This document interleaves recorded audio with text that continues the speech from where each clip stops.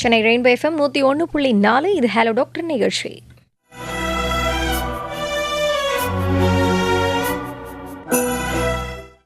வணக்கம் நேர்களே. இன்றைக்கு ஹலோ டாக்டர் நிகழ்ச்சியில் நம்ம எந்த மாதிரியான ஒரு தலைப்பில் உள்ள ஒரு மருத்துவரை கலந்து ஆலோசிக்க போகிறோம் அப்படின்னு சொல்லிட்டு நீங்கள் தெரிந்து கொள்ள ஆவலாக இருப்பீர்கள் என்று நினைக்கிறேன். அதாவது தேசிய ஊட்டச்சத்து வாரத்தை முன்னிட்டு சிறுவர்களுக்கான ஆரோக்கியமான உணவு முறைகள் குறித்து தான் இன்றைக்கி நம்ம தெரிஞ்சுக்க போகிறோம். இந்த உணவு முறைகள், அதாவது குழந்தைகளுக்கு என்ன மாதிரியான உணவுகள் எப்பொழுது கொடுக்கலாம், எந்தெந்த உணவுகள் கொடுக்கலாம் அப்படின்னு சொல்லிட்டு உங்களுடைய குழந்தைகளுக்கு எந்த மாதிரியான சந்தேகங்கள் இருந்தாலும் நீங்கள் டாக்டர் கிட்ட வந்து உங்களுடைய சந்தேகங்களை கேட்டு தெரிந்து கொள்ளலாம். சிறுவர்களுக்கான ஆரோக்கியமான உணவு முறைகள் குறித்து நம்மக்கிட்ட நம்ம ஸ்டுடியோக்கு வந்திருக்கிற டாக்டர், குழந்தை நல மருத்துவர் டாக்டர் JS செந்தில்குமார் அவர்கள். வணக்கம் டாக்டர். வணக்கங்க. எப்படி இருக்கீங்க டாக்டர்? நல்லா இருக்கேன். ஓகே டாக்டர் வந்து சொல்கிற அந்த குரல் வரலத்துலேயும் நீங்கள் தெரிஞ்சுக்கலாம் டாக்டர் எவ்வளோ ஆரோக்கியமாக பேசுகிறாங்க அப்படின்னு சொல்லிட்டு. அதே போல் உங்களுடைய குழந்தைகளின் ஆரோக்கியத்தையும் நீங்கள் மனதில் நினைத்து எந்த மாதிரியான சந்தேகங்களும் நீங்கள் கேட்டு தெரிந்து கொள்ளலாம். நான் ஒரு முறை நம்பர் வந்து நான் சொல்கிறேன், மெதுவாக சொல்கிறேன், எழுதிக்கோங்க. புது நேயர்களாக இருந்தால் அவங்களுக்கு வழிவிடலாம். நம்பர் எழுதிக்கோங்க, மெதுவாக சொல்கிறேன். 29160038 மற்றும் ஒரு எண் 2952055544. வெளியூர் நேர்களா நீங்கள் இருந்தால் 044 என்ற இணைப்பு எண்ணை சேர்த்து தொடர்பு கொண்டு நீங்கள் மருத்துவரிடம் ஆலோசனை கேட்டு தெரிந்து கொள்ளலாம்.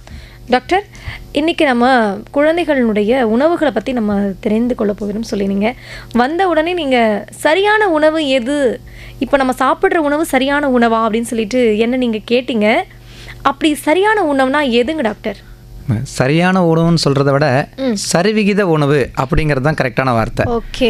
நம்ம எடுத்துக்கும் போது நம்ம உணவில் வந்து கார்போஹைட்ரேட் இருக்கும், புரோட்டீன் இருக்கும், கொழுப்பு சத்து இருக்கும், மற்ற மினரல்ஸ் எல்லாம் இருக்கும். இதெல்லாம் குறிப்பிட்ட விகிதத்தில் இருக்கணும். அப்போ தான் நமக்கு வந்து அது உடலுக்கு நல்லது. இப்போ வழக்கமாக பார்த்தீங்கன்னா நமக்கு தேவை எப்படின்னா கார்போஹைட்ரேட் வந்து ஒரு 50% வரைக்கும் இருக்கலாம், 50 to 60 வரைக்கும் கூட இருக்கலாம். புரோட்டீன் வந்து ஒரு 30% இருக்கலாம், கொழுப்பும் 30 to 20% வரைக்கும் இருக்கலாம். ஸோ இதுதான் வந்து ஒரு சரிவிகித உணவு.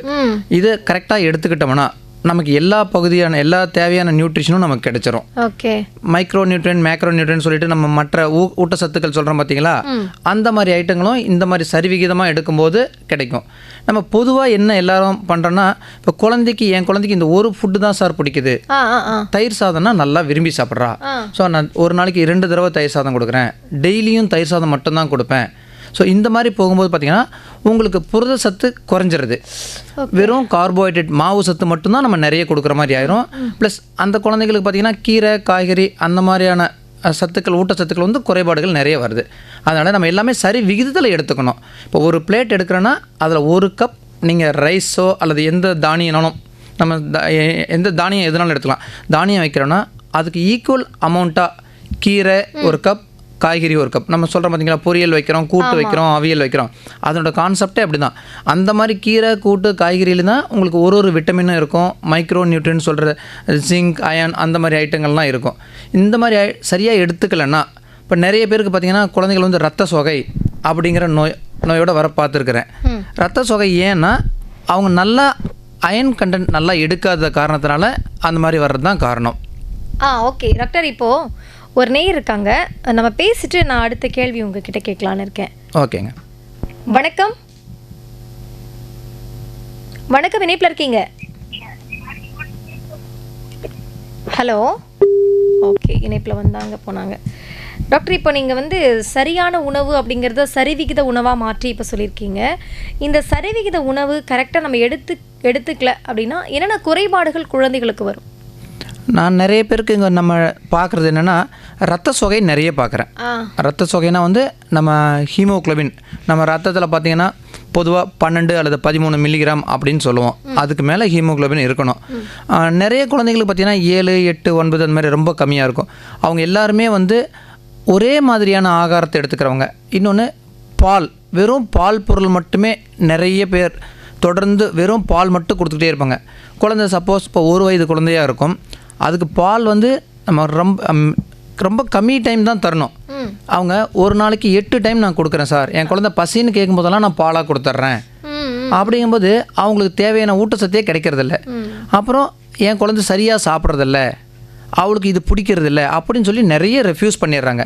நம்ம என்ன செய்யணும், 8 மாதம் முடிந்த பிறகே நம்ம நாக்கோட சுவை வந்து எல்லாமே தெரிய ஆரம்பிக்கும் குழந்தைக்கு.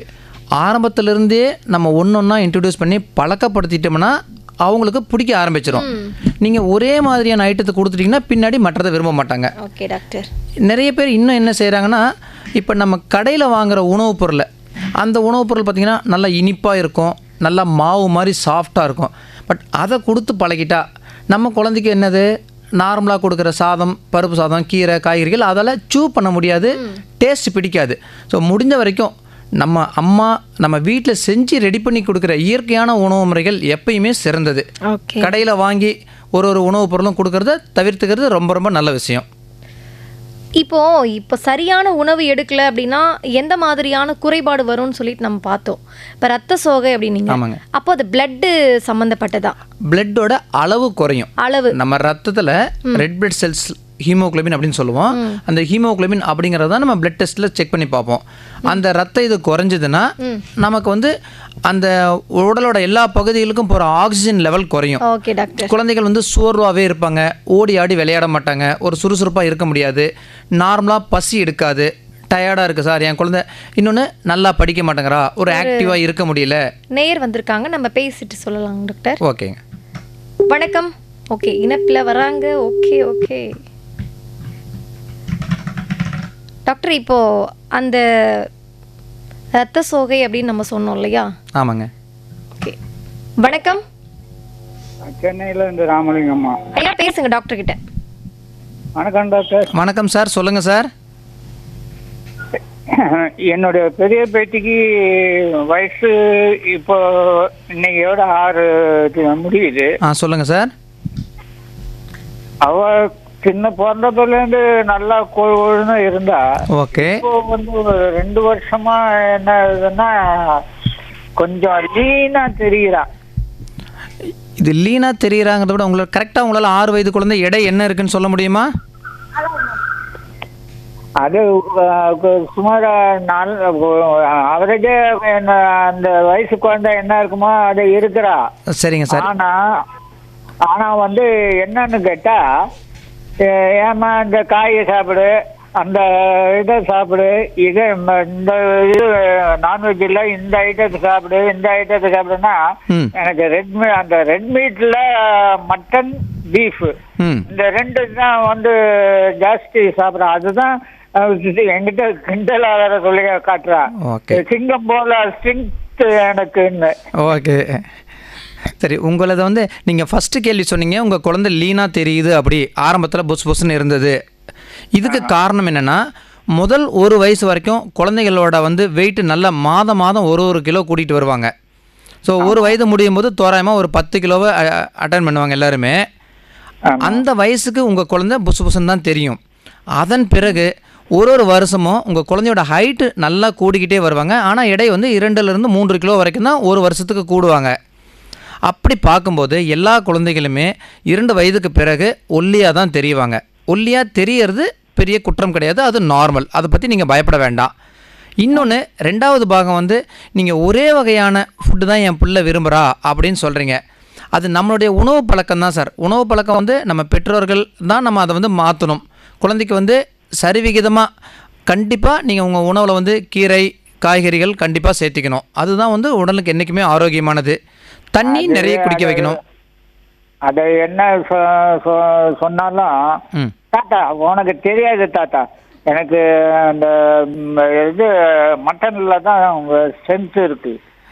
இருக்கு சார், மட்டன்ல ஸ்ட்ரென்த் இருக்கு. ஆனால் நீங்கள் வந்து இனிமேல் மாறிக்கிங்க. அவங்க என்ன அவங்க சொல்கிறாங்கன்னா, குழந்தைகளுக்கு அவங்களுக்கு என்ன வாய்க்கு ருசியாக பிடிக்குமோ அதை மட்டும்தான் அவங்க கேட்பாங்க.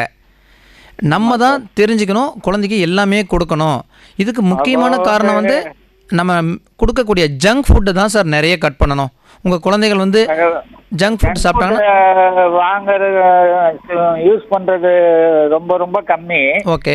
அந்த அந்த மீன் சாப்பிடுமா, கண்ணுக்கு நல்லது, இந்த நண்டு சாப்பிடு, இந்த இறா சாப்பிடு, இதுன்னு சொன்னோம்னா அதெல்லாம் வேணும் தாத்தா. எனக்கு இது மட்டன் வாங்கிட்டு வா. சார் இது வந்து நம்ம தான் சார் பார்த்து மாற்றி திருத்தணும். ஏன்னா குழந்தைகளுக்கு வந்து அவங்களுக்கு என்ன பிடிக்குமோ அந்த வயதில் 6 வயதில் குழந்தையால் எதுவும் முடிவு பண்ண முடியாது.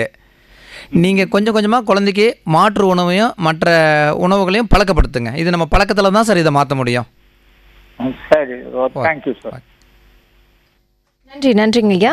அடுத்த நேயர். வணக்கம். ஹலோ, வணக்கம். வணக்கம் மேம். நான் சென்னை கேகே நகர்ல இருந்து சாந்தி பேசுறேன். பேசுங்க டாக்டர் பேசுங்க. வணக்கம் மேடம், சொல்லுங்கள். வணக்கம் டாக்டர். என் டாட்டருக்கு வந்து 6 ஏஜ் ஆகுது. ஓகே. அவளுக்கு வந்து நான் சாப்பாடு ஸ்கூலுக்கு கட்டி கொடுத்துட்டேன். ஸோ மத்தியானம் பிரச்சனை சாப்பிட்டுட்டேன், நைட்டும் சாப்பிட்றா. பட் மார்னிங் வந்து பிரேக்ஃபாஸ்ட் சாப்பிடவே மாட்டேங்கிறா. வெறும் தண்ணி மட்டும் குடிச்சிட்டு தான் போறா. அதுக்கு பதிலா ஒரு எக்கும் மில்க்கும் கொஞ்சம் கொடுக்கலாமா? ஏன்னா ஒரு இட்லியோ தோசையோ அவ சாப்பிட மாட்டேங்கிறா. ஆல்டர்னேட்டிவா ஏதாச்சும் கொடுக்கலாமா? இல்ல ஸ்ட்ரென்த் இருக்கா அதுல டாக்டர்? இல்லைங்க, தாராளமாக நீங்கள் சொல்கிறபடி வந்து எக்குங்கிறது வந்து ஒரு ப்ரோட்டீன் டயட் தான். அது ரொம்ப நல்ல டயட் தான், கொடுக்கலாம். காலையில் சாப்பிடாம இருக்கிறதுக்கு முக்கிய காரணம் வந்து நம்ம என்ன செய்யறோம்னா, குழந்தைகள் சப்போஸ் ஒரு 8 மணிக்கு நீங்கள் வீட்டை விட்டு கிளப்புறீங்கன்னா எல்லாருமே ஒரு 7 மணி அல்லது 7:15 பிறகு தான் குழந்தைய எழுப்புறோம்.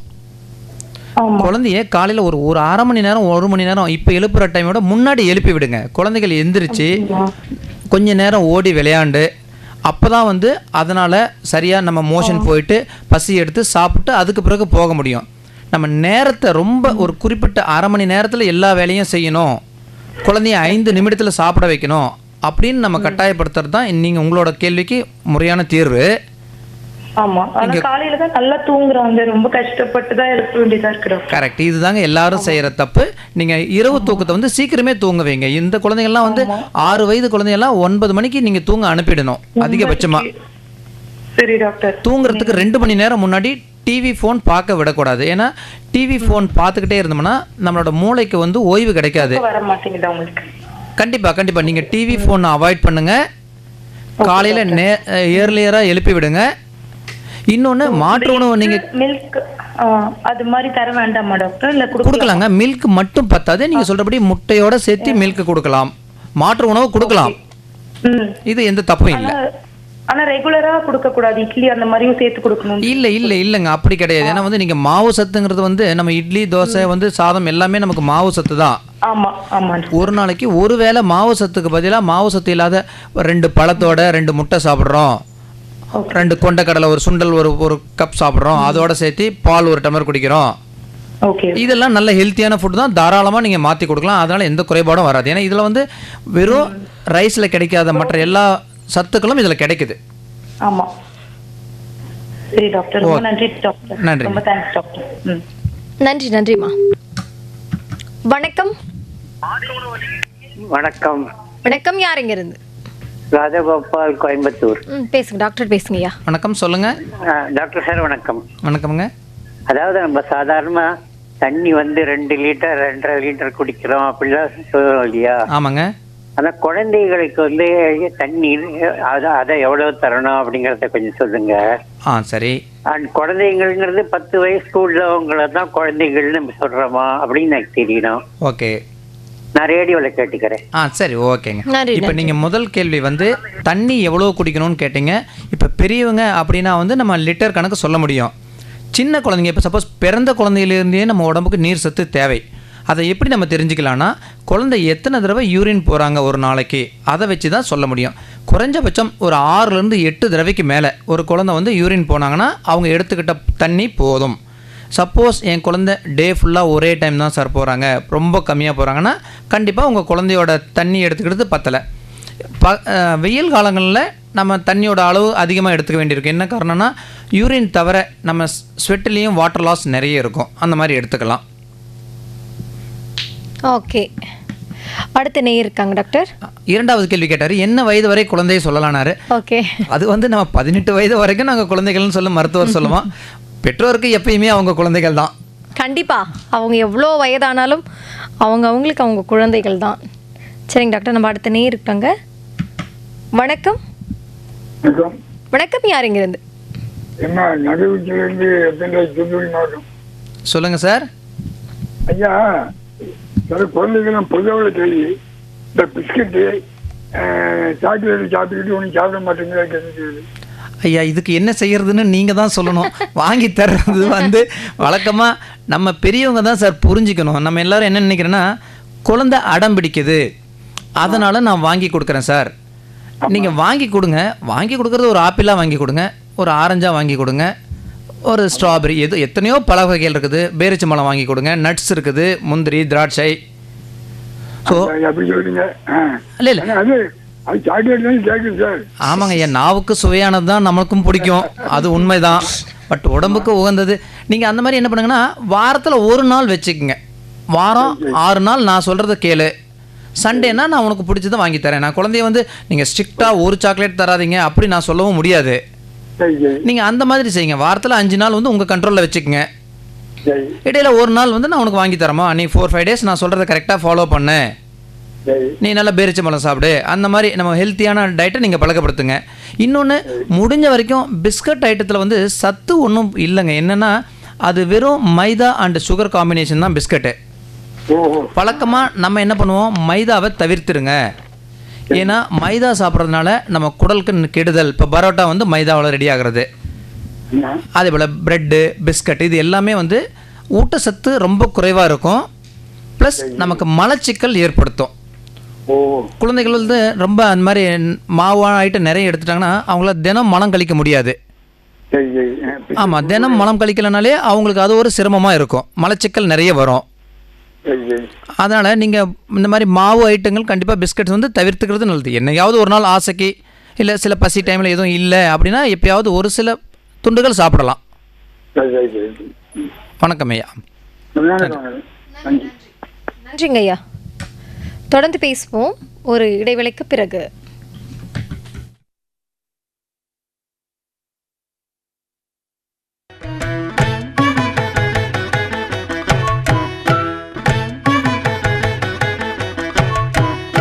சென்னை வானொலியின் பண்பலை அலைவரிசைகளில் ஒலிபரப்பாகும் நிகழ்ச்சிகளை தொகுத்து வழங்கவும், தெலுங்கு மொழி நிகழ்ச்சிகளை தொகுத்து வழங்கவும் பகுதி நேர அறிவிப்பாளர்கள் தேர்ந்தெடுக்கப்பட உள்ளார்கள். 2025ஆம் ஆண்டு ஆகஸ்ட் மாதம் 1 தேதி அன்று 20 வயது முதல் 40 வயதுக்கு உட்பட்டவராக இருத்தல் வேண்டும். கல்வி தகுதி: அங்கீகரிக்கப்பட்ட பல்கலைக்கழகத்திலிருந்து ஏதேனும் ஓர் இளநிலை பட்டம் பெற்றவராகவும், பள்ளிப்படிப்பில் தமிழை ஒரு பாடமாக படித்தவராக இருத்தல் வேண்டும். தெலுங்கு மொழி நிகழ்ச்சிகளுக்கு விண்ணப்பம் செய்வோர் பள்ளிப்படிப்பில் தெலுங்கு மொழியை ஒரு பாடமாக படித்தவராக இருத்தல் வேண்டும். விண்ணப்பதாரர்கள் சென்னை மற்றும் சென்னையைச் சுற்றியுள்ள பகுதிகளில் வசிப்பவராக இருத்தல் வேண்டும். வானொலி நிலையத்திற்கு அருகில் வசிக்கும் விண்ணப்பதாரர்களுக்கு முன்னுரிமை வழங்கப்படும். நல்ல குரல் வளமும் தெளிவான உச்சரிப்பும் ஒலிபரப்பில் ஆர்வமும் பொது அறிவுத்திறன் பெற்றவராகவும் இருத்தல் அவசியம். எழுத்துத் தேர்வு, குரல் தேர்வு, நேர்முகத் தேர்வு ஆகிய 3 அடுக்கு தேர்வு முறையின் மூலம் விண்ணப்பதாரர்கள் தெரிவு செய்யப்படுவார்கள். தேர்ந்தெடுக்கப்பட்டவர்கள் நிகழ்ச்சிகளின் தேவைக்கு ஏற்ப பகுதி நேர பணிக்கு அதிகபட்சமாக மாதத்திற்கு 6 நாட்கள் மட்டுமே அழைக்கப்படுவார்கள். விண்ணப்பிக்க தகுதியுடையோர் இதற்கான விண்ணப்பத்தை facebook.com AIR Chennai, instagram.com AIR Chennai மற்றும் twitter.com AIR சென்னை ஆகிய சமூக வலைதளங்களில் தரவிறக்கம் செய்து கொள்ளலாம். விண்ணப்ப கட்டணம் பொது பிரிவினருக்கு 354 ரூபாய், SC/ST பிரிவினருக்கு 266 ரூபாய், GST உட்பட. விண்ணப்ப கட்டணத்தை டிமாண்ட் டிராஃப்ட் மூலம் in favour of drawing and disbursing officer, All India Radio Chennai மட்டுமே பணம் செலுத்தி விண்ணப்பத்துடன் இணைத்து நேரில் சமர்ப்பிக்க வேண்டும். விண்ணப்பத்தை முழுமையாக பூர்த்தி செய்து தேவையான சான்றுகளின் நகல்களையும் விண்ணப்பத்தோடு இணைக்க வேண்டும். பூர்த்தி செய்த விண்ணப்பங்களை சென்னை வானொலி நிலையத்தில் செப்டம்பர் மாதம் 8ஆம் தேதிக்குள் அலுவலக விடுமுறை நாட்கள் தவிர மற்ற நாட்களில் காலை 11 மணி முதல் மாலை 4 மணி வரை நேரில் சமர்ப்பிக்க வேண்டிய முகவரி: த ஹெட் ஆஃப் புரோகிராம்ஸ், நிகழ்ச்சி பிரிவு தலைவர், புரோகிராம் கோஆர்டினேஷன் செக்ஷன், நிகழ்ச்சி ஒருங்கிணைப்பு பிரிவு, ஆல் இண்டியா ரேடியோ, காமராஜர் சாலை, மயிலாப்பூர், சென்னை 600004. மேலும் விவரங்களுக்கு facebook.com AIR Chennai, instagram.com AIR Chennai மற்றும் twitter.com AIR சென்னை ஆகிய சமூக வலைதளங்களை பார்த்து அறிந்து கொள்ளலாம். இது பகுதி நேர பணிக்கான அறிவிப்பு மட்டுமே, வானொலியில் நிரந்தர வேலைக்கான அறிவிப்பு அல்ல. வானொலி ஒலிபரப்பில் ஆர்வம் உள்ளவர்களை வரவேற்கிறது சென்னை வானொலி. ஆர்வமுள்ளவர்கள் இன்றே விண்ணப்பிக்க தொடங்குங்கள்.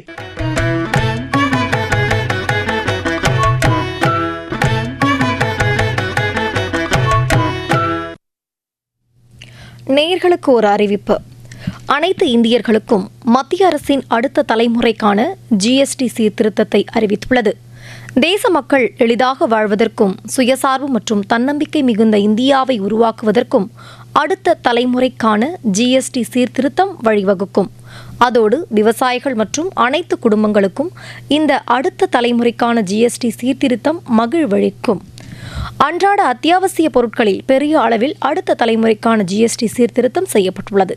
Hair oil, shampoo, toothpaste, toilet soap, bar, toothbrush, shaving cream போன்றவைகளுக்கான ஜிஎஸ்டி 18% குறைத்து 5% சீர்திருத்தம் செய்யப்பட்டுள்ளது. வெண்ணெய், பாலாடை கட்டி, பால் பவுடர் போன்றவைகளுக்கான ஜிஎஸ்டி 12% 5% குறைத்து சீர்திருத்தம் செய்யப்பட்டுள்ளது. அதேபோல் தொகுக்கப்பட்ட நொறுக்கு தீனிகள் மற்றும் மிக்சர் போன்றவற்றிற்கான ஜிஎஸ்டியும் 12% 5% குறைக்கப்பட்டுள்ளது. பாத்திரங்களுக்கான ஜிஎஸ்டியும் 12% 5% குறைக்கப்பட்டுள்ளது.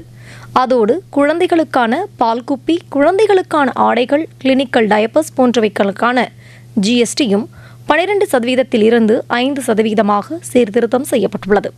தையல் இயந்திரம், அதற்கான உதிரி பாகங்களுக்கான ஜிஎஸ்டியும் 12% 5% குறைத்து சீர்திருத்தம் செய்யப்பட்டுள்ளது. இதன் மூலம் பலதரப்பட்ட மக்களும் பயனடைவார்கள்.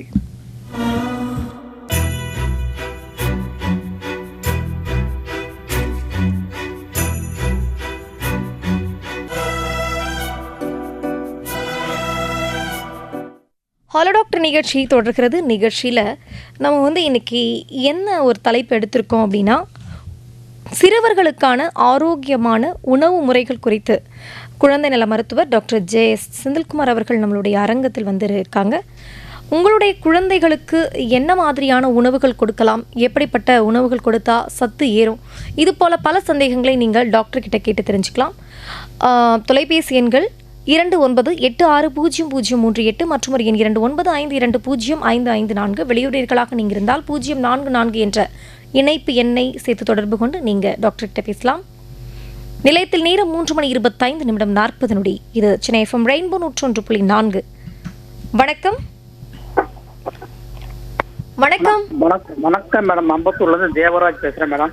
தேவராஜ் சார் பேசுங்க டாக்டர்கிட்ட. வணக்கம் டாக்டர். வணக்கம் சார், சொல்லுங்கள். என் பேரனுக்கு 8 வயசாகுது டாக்டர். ஓகேங்க. நல்லா சுறுசுறுப்பாக இருக்கான், நல்லா ஆக்டிவாக இருப்பான், எல்லாம் செய்கிறான், எல்லாம் பண்ணுறான். ஓகே. எப்போ பாரு இந்த பிரியாணி தான் கேட்குறான். ஓகே. கொடுக்கலாமா, ரொம்ப கொடுக்கலாமா, எப்போ பாரு பிரியாணி தான் கேட்குறான். அது மாதிரி இருக்குது. ஓகே. அது என்ன செய்யலாம்? அது மாதிரி கொடுத்தா அவனுக்கு ஏதாவது வருமா? ரெண்டாவது செல் இல்லாமல் செல்லு பார்த்து தான் சார் சாப்பிட்றான். அந்த செல்லில் தான் சாப்பிடவே மாட்டான். சார், அந்த மாதிரிலாம் அடம் பிடிக்கிறான். இது ரெண்டுமே நம்ம மாற்றிக்கக்கூடிய வேண்டிய கட்டாயமாக மாற்றிக்க வேண்டிய அவசியமான விஷயம் சார். எப்படின்னா, ஆமாம் ஃபோன் இப்போ நிறைய பேர் சாப்பிடும்போது ஃபோன் கொடுக்குறது, இல்லை 24 ஹவர்ஸ் அது ஃபோன்னே அடிக்ட் ஆயிடுறாங்க. குழந்தைங்களோட முழு கவனமே இப்போ அந்த மாதிரி மொபைல் ஃபோன் அதில் மாறிடுது. அது ஆமாம், அதனால் நிறைய பேரோட கவன சிதைவுகள் இருக்குது. நீங்கள் கட்டாயம் ஃபோன் கொடுக்குறத குறைச்சிருங்க. ரொம்ப ரொம்ப கம்மி டைம் குறைச்சிருங்க.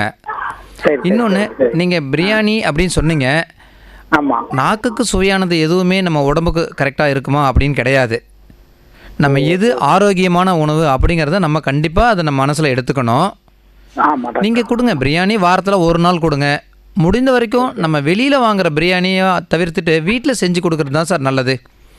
ஏன்னா அதில் இருக்கிற எண்ணெய்கள் திரும்ப நிறைய இடத்துல பார்த்திங்கன்னா நம்ம எதிர்பார்க்குற அளவுக்கு இருக்காது. சூடு பண்ண எண்ணெயாக இருக்கலாம், அல்லது எண்ணெய்கள் நம்ம வேறு எண்ணெய்கள் இருக்கலாம். எண்ணெயிலே நிறைய எண்ணெய்கள் உடம்புக்கு நல்லது, சில வகையான எண்ணெய்கள் உடம்புக்கு நல்லது கிடையாது. ஆமாம், நீங்கள் இந்த மாதிரி வெளியில் வாங்குகிற ஆகாரத்தை குறைச்சிருங்க சார். ஏன்னா புதிய குழந்தைகள் பார்த்திங்கன்னா இந்த மாதிரி பிரியாணி, இந்த மாதிரி நிறைய ரைஸ் வெளியிலேருந்து எடுக்கும்போது அவங்களோட உடல் ரத்த சர்க்கரை அதிகமாகுது. அதனால் ஆமாம், பிற்காலத்தில் அவங்களுக்கு வெயிட் அதிகமாகிறதுக்குமோ இல்லை பின்னாடி காலத்தில் சுகர் சர்க்கரை நோய் வர்றதுக்கான வாய்ப்புகளோ அதுக்கெல்லாம் நம்ம இப்போ வழி வகுக்கிற மாதிரி ஆகிடும். அதை கண்டிப்பாக தவிர்த்துக்கணும். நீங்கள் மற்றபடி கூட கீரை, காய்கறிகள் மற்றும் புரதச்சத்து, புரோட்டீன் உள்ள டயட் அதையும் கண்டிப்பாக நம்ம சேர்த்துக்கணும். ஓகே டாக்டர், கண்டிப்பாக டாக்டர். ஓகேங்க, ரொம்ப நன்றி டாக்டர். ரொம்ப நன்றி டாக்டர். வெல்கம். ஹலோ டாக்டர் நிகழ்ச்சி கேட்டுருக்கிறோம். நிலையத்தில் நேரம் 3:32 நேர்களை நாம் இன்னைக்கு குழந்தை நல மருத்துவர் நம்ம ஸ்டுடியோக்கு வந்திருக்காங்க. உங்களுடைய சந்தேகங்கள் நீங்கள் கேட்டுட்ருக்கிறீங்க. அடுத்ததான் நானே ஒரு கேள்வி கேட்கணும் டாக்டர்கிட்ட. அதாவது டாக்டர், தாய்ப்பால் குடிக்கும் குழந்தைகளுக்கு தாய்ப்பால் மட்டும் போதுமா, இல்லை இணை உணவுகள் ஏதேனும் தேவையா? முதல் 6 மாதங்களுக்கு தாய்ப்பால் மட்டுமே போதுமானது. குழந்தையோட வளர்ச்சிக்கு தேவையான அத்தனை ஊட்டச்சத்துக்களும் தாய்ப்பாலில் இருக்குது. 6 மாதம் முடிந்த பிறகு இந்த இடத்த கொஞ்சம் நல்லா ஞாபகம் வச்சுக்கணும். நிறைய பேர் என்ன செய்கிறாங்கன்னா, கரெக்டாக 4 மாதம் தான் முடிஞ்சிருக்கும், அவங்க தமிழ் மாதம் அப்படின்னு சொல்லிட்டு அவங்க 180 டேஸ் முடியறதுக்கு முன்னாடியே, 180 நாள் முடியறதுக்கு முன்னாடியே இணை உணவுகள் ஆரம்பிச்சிடுறாங்க. இல்லைனாலும் என்ன செய்கிறாங்க, எங்கள் எங்கள் பாட்டி பண்ணாங்க, எங்கள் தாத்தா செஞ்சாங்க, முன்னாடியெல்லாம் நாங்கள் அப்படி தான் செஞ்சோம், முதல் குழந்தைக்கு அந்த மாதிரி செஞ்சோம் அப்படின்னு நிறைய பேர் 180 நாள் முடியறதுக்கு முன்னாடியே ஆரம்பிச்சிடறாங்க. அந்த மாதிரி செய்யக்கூடாது. என்னென்னா, முதல் 180 நாட்களுக்கு நம்மளோட குழந்தையோட குடல் தாய்ப்பால் மட்டும்தான் நல்லா ஈஸியாக செரிமானம் செய்யும். ஆனால் இதில் ஒரு சந்தேகம் டாக்டர். அதாவது குழந்தைகள் 4 மாதம் வரைக்கும் தாய்ப்பால் மட்டுமே, அதுக்கப்புறமா அவங்க ஆரம்பிச்சாங்க. ஆனால் 6 மாதம் நீங்கள் சொல்லியிருக்கீங்க. ஆனால் இந்த தாய்ப்பால் பற்றாக்குறை ஏற்படுறதுனால குழந்தைகள் அழுதுகிட்டே இருக்குது அப்படின்னு சொல்லிட்டு சொல்கிறாங்களே, இது போதுமானதா அவங்களுக்கு? நிறைய பேர் தப்பாக புரிஞ்சுக்கிறது குழந்தை அழுதா எனக்கு பால் பத்தலை, அதுதான் அந்த ஒரு குறைபாடு தான். அது காரணம் இல்லைங்க. ஏன்னா குழந்தை அழுகிறது முதல் 6 மாதங்களுக்கு குழந்தைகளுக்கு நிறைய வயிற்று பிரச்சனைகள், சின்ன சின்ன விஷயங்கள் இருக்கும். வயிற்றில் கேஸ் இருக்கும், அழுகும். அதெல்லாம் ரொம்ப அழுதா டாக்டர்கிட்ட கேட்டு அழுகிறதுக்கான காரணத்தை கண்டுபிடிக்கணும். நம்ம தாய்ப்பால் போதுச்சா இல்லையா எப்படி கண்டுபிடிக்கிறதுனா, குழந்தை ஒரு நாளைக்கு எத்தனை டைம் யூரின் போகிறாங்க அதை வச்சு தான் நம்மளால் தாய்ப்பால் தேவையான அளவு குடித்தாங்களா இல்லையான்னு சொல்ல முடியும். ஏன்னா குழந்தை நல்லா யூரின் போயிட்டாங்க, 24 மணி நேரத்தில் 8 தடவைக்கு மேலே உங்கள் குழந்தை யூரின் போயிட்டாங்கன்னா குழந்தை பால் எடுத்தது அளவு சரியான அளவுன்னு அர்த்தம். ஏன்னா நம்ம எவ்வளோ வாய் வழியாக எடுக்கிறோமோ லிக்விட் ஃபுட்டு, அந்த அளவுக்கு யூரின் வரும். இதை தெரிஞ்சுக்கணும். இது நல்லா யூரின் போகிறா சார், என் குழந்தை 10 டைம்ஸ் 15 டைம்ஸ் போகிறா, அதுக்கப்புறம் என் குழந்தை அழுகிறா அப்படின்னா அழுகிறதுக்கான காரணத்தை கண்டுபிடிக்கணும். ஸோ எல்லா அழுகையும் பசியோட அழுகு கிடையாது. இன்னொன்று, என் குழந்தை ரொம்ப நேரம் ஃபீட் பண்ணிக்கிட்டே இருக்குது சார், அதனால் பால் பத்தலை, அப்படி கிடையாது. குழந்தை முதல் 10 நிமிடத்தில் டு 15 நிமிடத்தில் ஃபுல்லாக குடிச்சிடும். சாட்டிஸ்ஃபேக்ஷன் அப்படிங்கிறதுக்காக இப்போ குழந்தைக்கு நீங்கள் சாதாரணமாக வாய் சப்புறது, கை சப்புறது, அந்த மாதிரி மதரோட நிப்பிள் சக் பண்ணிக்கிட்டே இருக்கும். அந்த சக் பண்ணுறது அதோட சாட்டிஸ்ஃபேக்ஷன். அதை நம்ம பசி அப்படின்னு எடுத்துக்கக்கூடாது. நம்ம குறிப்பிட்ட நேரம் கொடுத்துட்டு அதுக்கப்புறம் நிறுத்திடணும். ரொம்ப நேரம் கொடுத்துக்கிட்டே இருந்தால் தாயோட நிப்பிளில் புண்ணு வந்துட்டால் அடுத்த தடவை குழந்தைக்கு பால் கொடுக்க முடியாத நிலைமை ஏற்பட்டுரும். ஆமாம், அதனால் அதை அவாய்ட் பண்ணிக்கணும். Okay okay doctor. 6 மாதங்கள் முடிந்த பிறகு தான் இணை உணவுகள் ஆரம்பிக்கணும். இணை உணவுகள்லாம் என்ன மாதிரியான உணவுகள் கொடுக்கலாம் டாக்டர்? ஓகே, ஆரம்பத்தில் நம்ம இணை உணவுகள் ஆரம்பிக்கும் போது ஒரு தானியம், அதாவது இப்போ நிறைய பேர் கேழ்வரகு, அது ஃபஸ்ட்டு ஆரம்பிக்கலாம். அல்லது வெறும் அரிசி இதில், அல்லது மற்றபடி வேறு ஏதாவது ஒரு தானியம் சிங்கிள் ஃபஸ்ட்டு ஒரு தானியமாக ஆரம்பிக்கணும். கஞ்சி வடிவில் இருக்கணும், ரொம்ப கெட்டியான ஐட்டமாக இருக்கக்கூடாது, ரொம்ப தண்ணியாகவும் இருக்கக்கூடாது. ஒரு உணவு ஆரம்பிக்கும் போது அளவு குறைவாக ஆரம்பித்து கொஞ்சம் கொஞ்சமாக அளவு அதிகப்படுத்தணும். அப்போ தான் ஒரு உணவும் நம்ம உடம்பு ஏற்றுக்கும். ஏதாவது ஒரு உணவு ஒவ்வாமை வந்தால் நம்மளால் கண்டுபிடிக்க முடியும். ஒரே நாளில் நான் 2-3 புது உணவு கொடுத்தேன் சார் அப்படின்னா அது ஒத்துக்கலைன்னா எந்த பொருள் நமக்கு ஒவ்வாமை வந்தது, எது ஒத்துக்கலை அப்படின்னு நம்மளால் கண்டுபிடிக்க முடியாது. ஆரம்பத்தில் சிங்கிள் ஐட்டமாக கொடுங்க. அதுக்கு பிறகு 2 சேர்த்து, இப்போ அரிசி உடைச்ச கடலை சேர்த்து கொடுக்கலாம். அதுக்கப்புறம் இப்போ நம்ம சத்து மாவு கஞ்சி நம்ம வீட்டிலே ரெடி பண்ணி, ஸோ நிறைய தானியங்கள் சேர்த்து கொடுக்கலாம். இந்த தானிய வகைகள் கூட சைட் பை சைடாக பழங்கள் கொடுக்கலாம். பழங்கள் ஒரு பழமாக மசிச்சு ஊட்டலாம். பழங்கள்னால எந்த சளியும் பிடிக்காது. நிறைய பேருக்கு வர்ற சந்தேகம், என் குழந்தைக்கு பழம் கொடுத்தா சளி பிடிச்சிருமா, இல்லை சளி இருக்கும்போது வாழைப்பழம் கொடுக்கலாமா? அதனால் பழத்துக்கும் சளினால் எந்த ப்ராப்ளமும் கிடையாது, தாராளமாக நீங்கள் கொடுக்கலாம். கீரை காய்கறிகள் ஆரம்பத்தில் வேக வைத்து வடிகட்டின மசிச்சு நல்லா வடிகட்டி நீர் மாதிரி சூப் மாதிரி கொடுத்துக்கலாம், வெஜிடபிள் சூப் மாதிரி கொடுத்துக்கலாம். எப்போ குழந்தைகள் நல்லா சூ பண்ண ஆரம்பிக்குதோ அந்த சமயத்திலிருந்து ஊட்டிக்கலாம். இன்னும் முக்கியமான இன்னொன்று, சூ பண்ண ஆரம்பிக்கிற வயசில் கையில் மசிச்சு கொடுக்கணும். ஏன்னா நிறைய பேர் மிக்சியில் போட்டு மாவு மாதிரி அரைச்சி கொடுத்துட்றாங்க. அப்போ தான் என் குழந்தை நல்லா வால்யூம் நிறைய சாப்பிடுது சார், அளவு அப்படி கொடுத்தா தான் என் குழந்தைக்கு ஃபுட்டு வயிறு நிறையுது அப்படின்னு பண்ணுறாங்க. அந்த மாதிரி நீங்கள் பழக்கப்படுத்திட்டிங்கன்னா உங்கள் குழந்தைக்கு மென்று சாப்பிடக்கூடிய அந்த ஒரு பழக்கங்கிறது வராது. பின்னாடி 2 வயசுக்கு பிறகு என் குழந்தை மென்று சாப்பிடலை அப்படியே எல்லா உணவுப் பொருள்களையும் வாய் வழியாக முழுங்குது. அப்படியே முழுங்குனா வாந்தி வருது, கொமட்டுது, இந்த மாதிரி பிரச்சனைகள் கண்டிப்பாக வரும். அதை நம்மளால் சரி பண்ணுறது ரொம்ப கஷ்டமாக இருக்கும். ஸோ கையில் மசிச்சு ஊட்டணும், ஒழிய மிக்ஸி யூஸ் பண்ணி மாவு மாதிரி பண்ணி ஊட்டக்கூடாது. ஓகே டாக்டர், அடுத்த நே இருக்காங்க. வணக்கம். ஓகே, இணைப்பில் வந்தாங்க, கட் ஆயிட்டாங்க. இப்போது இந்த இணை உணவுகளுக்கு அடுத்து ஓகே வந்திருக்காங்க டாக்டர். வணக்கம். வணக்கம் மேடம். வணக்கம், யார் இங்கிருந்து? நான் செங்குன்றம் அடுத்து கோணிமேட்டிலிருந்து பேசுகிறேன் மேடம். ஓகே, யார் பேசுகிறீங்க ஐயா? குமார் என் பேர். ஓகே, டாக்டர்கிட்ட பேசுங்க. வணக்கம், சொல்லுங்க ஐயா. ஒரு டவுட் டாக்டர். இப்போ வந்து குழந்தை பிறந்து ஒரு 3 மாசத்துக்கு வரைக்கும் தாய்ப்பால் கொடுக்குறாங்க. ஓகே. அப்புறமா வந்து என்ன பண்ணாங்கன்னா வேலைக்கு போனோம், ம், அதனால வந்து பாலை வந்து நிப்பாட்டிடுறாங்க. ஏன்னா அளவுக்கு போயிடுது ம், அப்படின்னு ஃபீல் பண்றாங்க இருக்கிற மக்களுங்க. எனக்கு எங்க தம்பி சம்சாரமா அப்படிதான். ஓகே. இப்போ ஒரு 3 மாசம் தான் பால் கொடுத்தாங்க. ஓகே. அதுல இருந்து பால் நிப்பாட்டிட்டு இப்போ வேலைக்கு போறாங்க. அது வந்து நல்லதா டாக்டர்? அது ஐயா, வேலைக்கு போகிறதுங்கிறது அவங்களுடைய சூழ்நிலை, அதை வந்து நம்ம தவிர்க்க முடியாத ஒன்று. ஆனால் அதுக்காக தாய்ப்பாலை நிறுத்தக்கூடாது. நீங்கள் வேலைக்கு போகிற நேரம் தவிர, சொல்லுங்க டாக்டர், வேலைக்கு போகிற நேரம் தவிர எப்பெல்லாம் வீட்டில் இருக்கீங்களோ அந்த டைமில் தாய்ப்பால் கண்டிப்பாக கண்டினியூ பண்ணணும். நிறைய பேருக்கு என்ன இதில் சந்தேகம் வரும்னா, சார் நான் காலையில் வேலைக்கு போகிறேன், ஈவினிங் 8 மணிக்கு வரேன், இது இவ்வளோ நேரம் கழித்து லேட்டாக கொடுத்தா தாய்ப்பால் கெட்டு போயிடாதா, புளிச்சிடாதா, குழந்தைக்கு ஏதாவது வியாதி வருமா அப்படிங்கிறது தான் எல்லாருக்கும் உண்டான சந்தேகம். கண்டிப்பாக நம்ம உடல் வெப்பநிலையில் தாய்ப்பால் கெட்டு போகாது. நீங்கள் இப்போ இரவு நேரங்கள்லையும் சரி, வேலையில் விட்டு வந்ததுலேருந்து கண்டிப்பாக தாய்ப்பால் கண்டினியூ பண்ணிக்கணும். முதல் 6 மாதங்கள் வரைக்கும் பால் மட்டும் நீங்கள் கொடுத்தா போதும். கெட்டியான உணவுகள் 6 மாதத்துக்கு ஆரம்பிக்காதீங்க. உங்களோட இடத்துக்கு தகுந்த மாதிரி பாக்கெட் பாலா அல்லது பசும்பாலா எதுவாக இருந்தாலும் சரி பால் கொடுக்கணும். ஆனால் அந்த பால் புட்டி யூஸ் பண்ணி தரக்கூடாது.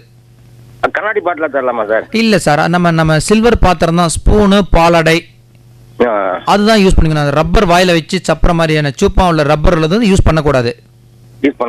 ஏன்னா ஒரு குழந்தைக்கு வந்து பாட்டில் அந்த ரப்பர் வச்சு ஃபீடிங் கொடுத்து பழக்கினீங்கன்னா இந்த ரப்பர்ல ஈஸியா உங்களுக்கு பால் குழந்தைக்கு வந்துடும். பட் சார் இப்போ வந்து இந்த குழந்தைங்க, இப்போ சின்ன குழந்தைங்கள வந்து என்ன பண்றாங்கன்னா இந்த செல்போனை காமிச்சு தான் சார் இது பண்றாங்க. சார் இது ரொம்ப ரொம்ப தப்பான விஷயம். இந்த சாப்பாடு ஊட்டுறதுக்குன்னு செல்போனை எல்லாரும் பயன்படுத்துறாங்க. இது கட்டாயம் தவிர்க்கக்கூடிய ஒன்று. இப்போ நமக்கு செல்போன் அப்படின்னு பார்த்தீங்கன்னா ஸ்க்ரீன் டைம் அப்படின்னு சொல்லிட்டு நமக்கு ஒரு இதே இருக்கு. முதல் 2 வருடங்களுக்கு 1 நிமிடம் கூட ஸ்க்ரீன் டைம் இருக்கக்கூடாது, 0. அதுதான் வந்து தற்போதைய நம்மளோட வரைமுறை. 2 வயதுக்கு பிறகு 5 வயது வரை 1 மணி நேரம் அலோவ் பண்ணலான்னு இருக்கு. பட் இருந்தாலும் நான் பர்சனலாக அதை கூட வேண்டாம் தான் சொல்லுவேன். ஏன்னா ஆரம்பத்தில் சின்னதாக தான் பழக்கம் ஏற்படும், நாளடைவில் அதே ஒரு அடிக்ட் ஆகிட்டு என் குழந்தை ஃபோன் இல்லாமல் சாப்பிட மாட்டேங்குது, அந்த மாதிரி ஒரு அடிமைத்தனத்துக்கு நம்ம ஆளாகிடுறோம். தயவு செஞ்சு ஃபோனை காட்டி குழந்தைக்கு சாப்பாடு ஊட்டாதீங்க. சரிங்க சார், நன்றி சார். ஓகே சார், நன்றிங்க ஐயா. நன்றி மேடம். டாக்டர், இப்போ எதெல்லாம் நம்ம ஜங்க் ஃபுட்டுன்னு அப்படின்னு சொல்கிறோம்? ஜங்க் ஃபுட் நம்ம ஜென்ரலாக ஜங்க் ஃபுட்டுங்கிறது வந்து நம்ம வெளியில் எதெல்லாம் நம்ம போய் வாங்குறோமோ அதெல்லாம் தான் ஜங்க் ஃபுட். ஜங்க் ஃபுட்டில் என்னென்னலாம் ஜென்ரலாக ப்ராப்ளம்னா, அவங்க டேஸ்ட்டுக்காக கண்டிப்பாக சில வகையான கெமிக்கல் ஆட் பண்ணி ஆகணும். ஜங்க் ஃபுட் கெட்டு போகாமல் இருக்கிறதுக்கு ப்ரிசர்வேட்டிவ் ஆட் பண்ணணும். நமக்கு அடிக்ஷன் பண்ணுறதுக்காக சில ஃப்ளேவர்ஸ் ஆட் பண்ணுவாங்க. இந்த மாதிரி ஐட்டங்கள் எல்லாமே மோஸ்ட்லி பார்த்தீங்கன்னா ஃப்ரை பண்ணியிருப்பாங்க, டீப் ஃப்ரை பண்ணியிருப்பாங்க. டீப் ஃப்ரை பண்ணுற ஐட்டங்கள், அதில் யூஸ் பண்ணுற ஆயில், அது எல்லாமே நல்லது கிடையாது. ஸோ ஜங்க் ஃபுட்ஸ் வந்து வெளியே வாங்கி கொடுக்காதீங்க. நீங்களாக செய்யணுன்னாலும் உங்கள் வீட்டில் நம்ம குழந்தைக்கு நம்மளாக செஞ்சு கொடுக்குறது எப்பயுமே நல்லது. Okay doctor.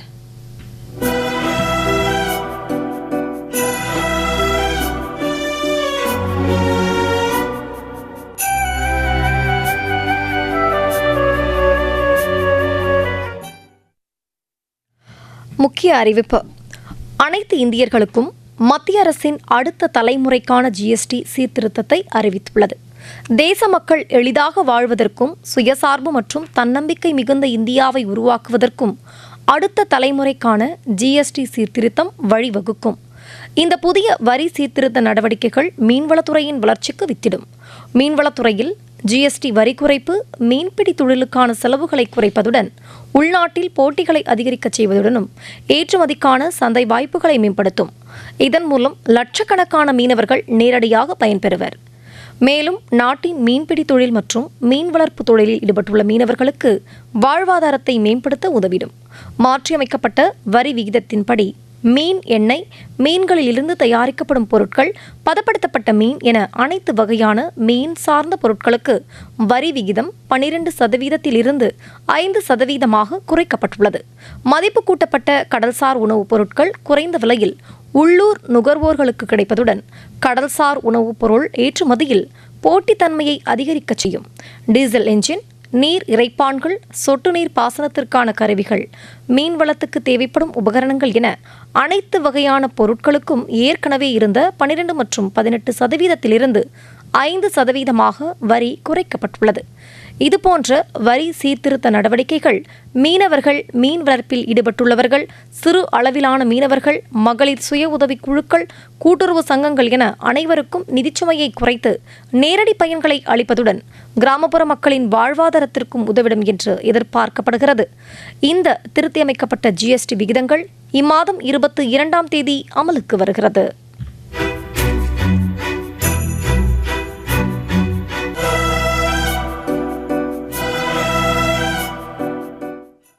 ஹலோ டாக்டர் நிகழ்ச்சி தொடர்கிறது. நிகழ்ச்சியில் இன்று நாம் குழந்தை நல மருத்துவர் டாக்டர் ஜே.எஸ். செந்தில்குமார் அவர்கள் நம்முடைய அரங்கத்திற்கு வந்திருக்கிறார். அவர்கிட்ட தான் நம்ம கேள்விகளை கேட்டுட்ருக்கிறோம். டாக்டர், இப்போது சால்ட்டு, சுகர் எப்போ கொடுக்கக்கூடாது, எப்போ கொடுக்கலாம் குழந்தைகளுக்கு? ஓகே, இது நிறைய பேர் கேட்குற கேள்வி. வழக்கமாக என்ன கேட்பாங்கன்னா, முதல் 2 வருடங்களுக்கு சால்ட், சுகர் கொடுக்கவே கூடாது அப்படின்னு ஒரு கருத்து இருக்குது. பட் அதை பொறுத்த வரைக்கும் பார்த்திங்கன்னா கொடுக்கக்கூடாதுங்கிறது கிடையாது. நம்ம நோ ஆடட் சால்ட், அதிகப்படியான சால்ட் ஆட் பண்ணக்கூடாது. அதுதானே ஒழிய இப்போ நம்ம நார்மலாக சமைக்கிற சமையலில் எக்ஸ்ட்ரா உப்பு போட்டு தரக்கூடாது. லைக் இப்போ ஊறுகாய் உள்ள பொருள், அப்பளம், அந்த மாதிரியான ஒழிய அதை தவிர நார்மலாக எடுத்துக்கிற சால்ட்டை நம்ம கிட்னிக்கு போதுமானது. எல்லாருக்கும் என்ன ப்ராப்ளம்னா, கிட்னி ஃபங்க்ஷன் கம்மியாக இருக்கும் சின்ன குழந்தைகளுக்கு, அதனால தான் சால்ட்டு கொடுக்கக்கூடாது அப்படிங்கிற ஒரு பயம். ஆடட் சால்ட் இல்லாமல் இருந்தால் நார்மலாக கொடுக்கலாம், எந்த தப்பும் கிடையாது. அதேபோல் சுகரும் நார்மலான லிமிட்டுக்குள்ளார சுகர் முதல் 2 ஜென்ரலாகவே சுகர் ரொம்ப எல்லா பொருளுமே ஆட் பண்ண சொல்ல மாட்டோம். ஏன்னா ரொம்ப கம்மியாக கொடுக்குற வரைக்கும் தான் நல்லது. ஏற்கனவே நம்ம நிறைய கார்போஹைட்ரேட் எடுத்துக்கிட்டு இருக்கிறோம். சுகர் ரொம்ப மினிமலாக யூஸ் பண்ணுங்கள். குறைவாக யூஸ் பண்ணுற சுகர் தப்பு கிடையாது, கொடுக்கக்கூடாது, அதனால் ஆபத்து அப்படி எதுவும் கிடையாது. இப்போ முக்கியமாக ஒரு விஷயம், குழந்தைகள்கிட்ட பேரண்ட்ஸ் படுற ஒரு கஷ்டமே என்னென்னா மலச்சிக்கல். உங்களுக்கே தெரியும் டாக்டர், இப்போது இந்த மலச்சிக்கல் ஏன் வருது, இது எப்படி தவிர்ப்பது, குழந்தைகளுக்கு எந்த மாதிரியான உணவுப் பொருட்களை நம்ம தரலாம்? கரெக்ட், இது நிறைய குழந்தைகளுக்கு இதை நான் தினம் பார்க்குறேன். மலச்சிக்கலுக்கு காரணம் நம்ம இன்றைக்கி குழந்தை மலச்சிக்கல் கஷ்டப்படுதுன்னா கடந்த 2 நாட்களாக சாப்பிட்ட உணவில் உள்ள நார் சத்து குறைவாக இருக்கிறது தான் காரணம். இப்போ நார் சத்து அப்படிங்கிறது கீரை, காய்கறி, அதில் தான் நார் சத்து அதிகமாக இருக்குது. அதனால் நம்ம உணவில் எப்பயுமே கீரை, காய்கறிகள் நிறைய எடுத்துக்கணும். நிறைய மாவு பொருள் எடுத்துக்கவே கூடாது, மாவு பொருள் தவிர்க்கணும். அதுவும் மைதா உள்ள பொருள், பிஸ்கட், பிரெட், ரஸ்க், கேக், இந்த மாதிரி ஐட்டங்கள் பரோட்டா, இதெல்லாம் இப்போ தான் சொன்ன ஒரு நேரக்கிட்ட அதை கண்டிப்பாக முற்றிலும் தவிர்த்து விடுவது நல்லது. ஆரம்பத்தில் பார்த்திங்கன்னா அந்த மாவு பொருள் ஈரசத்து இருக்கிற வரைக்கும் உங்களுக்கு சாஃப்டாக தெரியும். அதுக்கப்புறம் நம்ம மோஷன் ரொம்ப டைட்டாக மாறிடும். ஒரு தடவை குழந்தை மோஷன் டைட்டாக போக ஆரம்பித்தா குழந்தை என்ன செய்யும், அது ஒரு பெயின் ஃபீல் பண்ணுறதுனால அடுத்த தடவை குழந்தை மோஷனே போகாது. ஏன்னா மோஷன் போகிறது ஒரு கஷ்டமான வேலையாக அதுக்கு ஃபீல் பண்ணிடும். ஐயோ ஆமாம், அது ஒரு பெயின்ஃபுல் ப்ரொசீஜராக நினச்சிரும். அந்த மாதிரி ஒரு நாள் மோஷன் போகலைன்னா மறுநாள் திரும்ப அதே மோஷன் டைட் ஆயிரும். குழந்தைக்கு நம்ம உணவு பழக்கத்தை கூட தினமும் குழந்தைய நம்ம டாய்லெட்டில் உட்கார வச்சு சின்ன வயசில் கூட நின்று குறிப்பிட்ட டைம், இப்போ தினம் காலையில் 10 மணிக்கு குழந்தை மோஷன் போகிறாங்கன்னா அது ஒரு ரொட்டீன் ஹேபிட்டாக மாற்றணும். அப்போ தான் நம்ம உடம்பு அதுக்கு டியூன் ஆகும். அந்த டைம் ஆனால் மோஷன் போகணும் அப்படிங்கிற பழக்கத்தை கொண்டு வரணும். இப்போ சாப்பிட்ற கீரை, காய்கறிகள் பத்தலைன்னா கண்டிப்பாக அதனோட அளவை தான் அதிகப்படுத்தணுமோ ஒழிய இதுக்கு நம்ம பெருசாக வேறு எதுவும் பயப்பட வேண்டிய அவசியம் இல்லை. ஓகே டாக்டர், இப்போது முக்கியமான பிரச்சனை பேரண்ட்ஸ் குழந்தைகிட்ட சந்திக்கிற ஒரு விஷயம் டிவி, ஃபோன் பார்க்குறது. இது எப்படி கையாள்னா அந்த பழக்கத்தை அவங்க விட்டுருவாங்க? நம்ம குழந்தைகளுக்கு வந்து என்கரேஜ் பண்ணணும். நம்ம வீட்டுக்குள்ளே இன்டோர் கேம்ஸ் நிறைய இருக்குது நம்மக்கிட்ட. நம்ம குழந்தைகள் விளையாடுற மாதிரி எவ்வளவோ போர்டு கேம்ஸ் அப்படின்னு சொல்லுவாங்க. நம்ம பேரண்ட்ஸ் ஃப்ரீயாக இருக்கிறோம், இல்லை மற்ற கிட்ஸ் ஃப்ரீயாக இருக்காங்கன்னா குழந்தைங்களோட என்கேஜ் பண்ணிக்கணும்.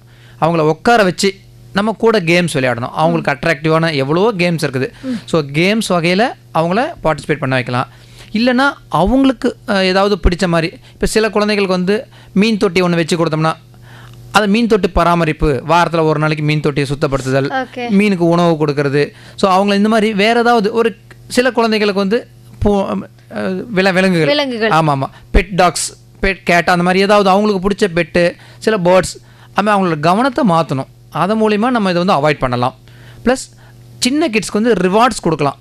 நீ நல்லா நான் சொல்கிறத கேட்டேன்னா நான் உன்னை வந்து இந்த வீக்கெண்டு பீச் கூப்பிட்டு போகிறேன், உனக்கு இந்த பொருள் வாங்கி கொடுக்குறேன். அவங்களுக்கு தேவையான பொருளை வந்து டிமாண்ட் பண்ணும்போது நம்ம இப்படி கண்டிஷன் வச்சு அவங்கள மாற்றி கொடுக்கலாம். நம்ம அவங்கள பாசிட்டிவாக கொண்டு வரணும். ஓகே டாக்டர், அடுத்துதான் என்ன கேள்வி அப்படின்னா, அந்த டீ காஃபி பழக்கம் இருக்கு இல்லைங்களா? ஆமாங்க. அது நம்ம பெரியவங்க வந்து காலையில் எழுந்த உடனே டீ குடித்தாதான் ஒவ்வொருத்தவங்களுக்கு வேலையே நடக்கும். அது மாதிரி நம்ம குழந்தைகளுக்கும் அதே மாதிரி சில வீடுகளில் பழக்கப்படுத்திடுறாங்க. சரி, ஓகே டாக்டர், நம்ம இந்த கேள்வி முடிக்கிறதுக்கு முன்னாடி ஒரு நேர் வந்திருக்காங்க, அவங்களுடைய கேள்வி நம்ம கேட்டுடலாம். வணக்கம். ஓகே, இணைப்பில் வந்தாங்க, போயிட்டாங்க. நாமளே கேட்கலாம். இந்த டீ காஃபி வந்து அவங்களுக்கு வந்து பழக்கமாயிடுது, குழந்தைகளுக்கும் இந்த பழக்கம் தேவையா? டீ காஃபி சின்ன வயசில் கண்டிப்பாக தேவைப்படாது. பெரியவங்களுக்கு டீ காஃபி எடுத்துக்கிறது ஒன்றும் ப்ராப்ளம் இல்லை. அதுவும் லிமிட்டடாக எடுத்துக்கிற வரைக்கும். நம்ம ஒரு லிமிட் இருக்குது. இப்போ நம்ம கெஃபைன் வந்து ஒரு 400 மில்லிகிராம் பர் டே வரைக்கும் எடுக்கலாம். அப்படின்னா இப்போ நார்மலாக காஃபி குடிக்கிற ஒரு 200 ml காஃபி கப்பில் 4 கப்லேருந்து 5 கப் காஃபி வரைக்கும் தான் பர் டேக்கு அதிகபட்சம் எடுத்துக்கணும். அதுக்கு மேலே காஃபி எடுத்துக்கிட்டோம்னா நம்ம அடல்ட்டுக்கு என்ன பண்ணணும்னா தூக்கமின்மை வரலாம், படபடப்பு வரலாம், வயிறில் அல்சர் சம்மந்தப்பட்ட வயிற்று பிரச்சனைகள் வரலாம். அதனால் காஃபி டீ நம்ம உடம்புக்கு நல்லது, அளவோடு எடுத்துக்கணும். குழந்தைகளுக்கு ஜென்ரலாக இது அட்வைசபிள் கிடையாது. ஏன்னா வந்து டீ காஃபி சில சமயம் வந்து அந்த அயன் ரத்த சத்து, ஏன்னா நம்ம பேரண்ட்ஸ் குடிக்கிறப்போ குழந்தைகளும் கூட உட்கார்ந்துடுறாங்க இல்லைங்களா? ஆமாம் ஆமாம். அப்போ நம்ம கொடுக்க வேண்டிய ஒரு சூழ்நிலை உருவாகுதா? கண்டிப்பாக. சின்ன குழந்தைகளுக்கு வந்து 10 வயதுக்கு கீழே நான் வந்து டீ காஃபி வேண்டாம் தான் சொல்லுவேன். ஓகே ஓகே ஓகே டாக்டர், இப்போது நம்ம நேரம் நெருங்கிட்டு இருக்கு. இப்போ நீங்கள் பேரண்ட்ஸ்க்கு என்ன மாதிரியான அறிவுரைகள் சொல்ல விருப்பப்படுறீங்க டாக்டர் குழந்தைகளுக்காக? முதல் விஷயம், எந்த ஃபுட்டும் வந்து நம்ம வீட்டில் செஞ்சு கொடுக்க ட்ரை பண்ணுங்கள். ஏன்னா வெளியே வாங்குகிற ஃபுட்டு வந்து மெயினாக ஜங்க் ஃபுட் அவாய்ட் பண்ணுங்கள். ஜங்க் ஃபுட் நான் முன்ன சொன்ன மாதிரி தான், நீங்கள் வீக்லி 1 டே சண்டே ஏதோ ஒரு டே ரிலாக்ஸேஷன் டே வச்சுக்கோங்க. அன்றைக்கி உங்கள் குழந்தைங்களுக்கு பிடிச்ச உணவு வாங்கி கொடுங்க. மற்றபடி நம்ம வீட்டில் செய்கிற எவ்வளவோ சத்தான பொருள்கள் இருக்குது. நம்ம உணவு வந்து சின்ன சின்ன விஷயம் கூட வெளியே வாங்க வேண்டாம். இப்போ சிலர் பார்த்தீங்கன்னா டெய்லி பிரேக்ஃபாஸ்ட் வெளியே வாங்குகிற பேரண்ட்ஸ் இருக்காங்க. அவங்களுக்கு இட்லி சார் நான் ஈஸியாக வாங்கிடுறேன் அப்படிங்கிறாங்க. முடிஞ்ச வரைக்கும் நம்ம வீட்டில் செஞ்சு கொடுத்தோம்னா ரொம்ப சுத்தமும் சுகாதாரமும் இருக்கும். கண்டிப்பாக. ஆமாம், அந்த மாதிரி பண்ணுங்கள். ரெண்டாவது ரொம்ப பார்க்குற விஷயம் டிவி, ஃபோன், இதை கண்டிப்பாக ரெஸ்ட்ரிக்ட் பண்ணுங்கள். குழந்தைகளுக்கு காட்டலாம், பெரிய குழந்தைகளுக்கு, பட் அதுக்கும் குறிப்பிட்ட டைம் ஹவர்ஸ் மட்டும்தான் லிமிட் பண்ணணும். அதை தாண்டி கண்டிப்பாக அதை அவாய்ட் பண்ணுங்கள். டாக்டர், இப்போ உணவு சார்ட்டாக எடுத்துக்கிட்டா எந்த மாதிரி, இப்போ மார்னிங் எந்த மாதிரி டிஃபன் ஐட்டம்ஸ் கொடுக்கலாம், மத்தியானம் எப்படி எடுத்துக்கணும், அப்படி சொல்ல முடியுங்களா டாக்டர்? அப்படி ஸ்பெசிஃபைடாக இருக்காதுங்க. ஏன்னா டயட்டுன்னு நான் சார்ட்னு அப்படி இல்லை, இந்த மாதிரி சேர்த்துக்கலாம்.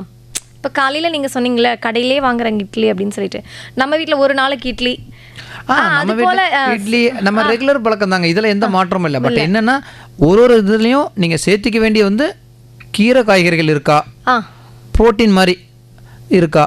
புரோட்டீன்னா இப்போ சுண்டல், எனி சுண்டல் சன்னா இருக்குது, நம்ம சீஸ் இருக்குது. நம்ம நான் வெஜிடேரியனில் பார்த்திங்கன்னா மீட் ஐட்டம் எடுத்துக்கலாம், ஃபிஷ் எடுத்துக்கலாம்.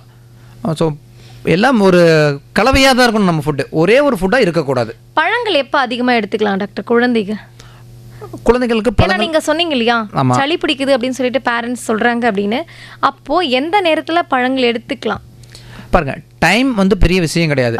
நம்ம வந்து நம்மளோட வசதிக்கு ஏற்ப தான் டைம் எல்லாமே. இப்போ பழங்கள் வந்து சாப்பாட்டு நேரத்தில் எடுத்துக்க வேண்டாம், ஃபுட்டோட மிக்ஸ் பண்ணி எடுக்க வேண்டாம். இப்போ 11 o'clock நம்ம ஒரு குழந்தைக்கு ஒரு ஸ்நாக்ஸ் கொடுக்குறோம், அது கண்டிப்பாக பழமாக இருக்கலாம். ஈவினிங் 4 மணிக்கு ஒரு ஸ்நாக்ஸ் கொடுக்குறோம், அது பழமாக இருக்கலாம். ஓகே, 3 மீல் கூட 2 ஸ்நாக்ஸ். ஸ்கூல் போகிற பிள்ளைங்களுக்கு என்ன சொல்கிறீங்க டாக்டர்? பேக்கெட் ஐட்டம் கொடுத்து அனுப்பாதீங்க. ஓகே, பழங்களா கொடுத்து அனுப்புங்க. பழங்களா பழங்களா கொடுத்து கொடுப்போம். பேரண்ட்ஸுக்கு சொல்றீங்க. கண்டிப்பா. உணவு முறைகள் இந்த மாதிரி அதாவது நார்ச்சத்து நிறைந்த உணவுகள்னு சொன்னீங்க இல்லையா? ஆமாங்க. அது எந்த மாதிரியான உணவுகள்ல நார்ச்சத்து அதிகமா இருக்கு அப்படின்னு? கீரைகள். கீரைகள் மட்டும். எந்த கீரைகள் எடுத்தாலும் சரி நார் சத்து கண்டிப்பா அதிகமா இருக்கு. ஓகே. காய்கறிகளையும் இருக்குது. ஓகே. பீட்ரூட், கேரட், எனி கீரைகள் எனி காய்கறி எல்லாமே நல்லது தான். அதாவது மதியம் டைம்ல ரைஸ் வந்து 50%. ஆமா, நம்ம பிளேட் தட்டுல வந்து ஒரு கப் ரைஸ் இருந்தா ஓகே. ஒரு கப் கீரை இருக்கணும், ஒரு கப் காய் இருக்கணும். இது வந்து ஒரு basic need. Basic need. Super doctor, thank you so much. உங்களுடைய இந்த பொன்னான நேரத்தை எங்களுக்காகவும் எங்கள் நேயர்களுக்காகவும் நீங்கள் ஒதுக்கி இவ்வளோ நேரம் இவ்வளோ ஆலோசனைகள் சொன்னதற்கு மிக்க நன்றி டாக்டர். நன்றி, வணக்கம். Thank you so much doctor.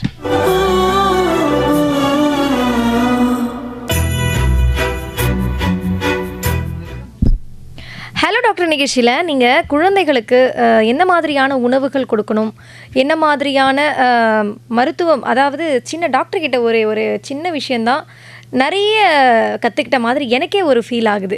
தெரியாத விஷயங்கள் நிறையவே இன்றைக்கி நான் கற்றுக்கிட்டேன் அப்படின்னு சொல்கிற மாதிரி எனக்கு தோணுது. நீங்களும் உங்கள் பிள்ளைகளுக்கு டாக்டர் சொன்ன மாதிரி எந்தெந்த உணவுகள் கொடுக்கலாம், எதை தவிர்க்கலாம், எது போன்ற பழக்கங்களை நீங்கள் வளர்த்து கொள்ளலாம் அப்படின்னு சொல்லி டாக்டர் சொன்னதை நீங்கள் பயன்பெற்று உங்கள் குழந்தைகளுக்கு தேவையான அனைத்து இந்த சரியான உணவு முறைகளை நீங்கள் பின்பற்றி நடந்தால் உங்கள் குழந்தைகளுடைய ஆரோக்கியம் என்றைக்குமே பலப்படும் அப்படின்னு சொல்லி இந்த அடுத்து வரும் பாடலோடு நிறைவு பெறுகிறது ஹலோ டாக்டர் நிகழ்ச்சி.